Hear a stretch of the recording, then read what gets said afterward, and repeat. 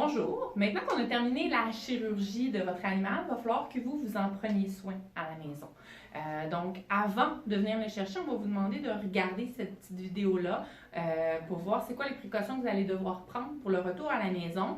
Puis, vous assurer que vous les compreniez bien aussi. Comme ça, si jamais vous avez des inquiétudes, des questions, vous allez pouvoir les poser au technicien ou à la technicienne là, lors de votre rendez-vous téléphonique de la sortie de votre animal, en fait. Donc, les points que je vais mentionner dans cette vidéo-ci, c'est vraiment des points généraux. Ça se peut qu'il y ait des recommandations un petit peu plus spécifiques pour votre animal. Donc, ça va être de voir là, dans le courriel ce qui a été rajouté par écrit.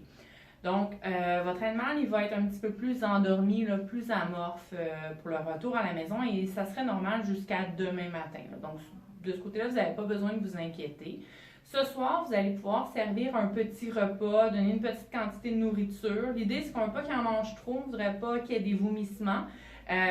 Donc, c'est possible de donner une petite quantité de nourriture. Puis, si encore faim, ben, quelques heures plus tard, vous pouvez redonner une seconde portion là, si vous désirez, ce n'est pas un problème.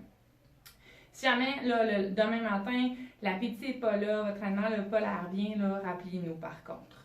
Il va falloir prendre des précautions aussi, s'assurer de limiter le plus possible son activité physique. Hein. Donc, la plaie est au niveau de l'abdomen. Tous les mouvements que l'animal va faire, ça va faire en sorte que ça va faire une tension à ce niveau-là. Donc, on va essayer de limiter le plus possible tout ce qui est saut, course, exercice physique. On va recommander aussi pour les propriétaires de chiens de les sortir à l'extérieur en laisse pour pouvoir limiter les mouvements. On va falloir surveiller la plaie aussi, donc à tous les jours, vous allez être nos yeux. Si jamais il y a quelque chose qui vous inquiète, vous nous rappelez.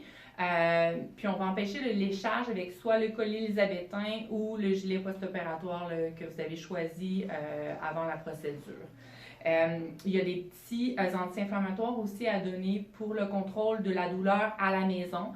Les seuls qui n'en auront pas, c'est les chats mâles. Inquiétez-vous pas, ils ont quand même un anti-inflammatoire en injectable, mais ils n'en ont plus de besoin pour le retour à la maison. Pour les autres, vous allez avoir normalement, c'est un 4 jours d'anti-inflammatoire qu'on donne.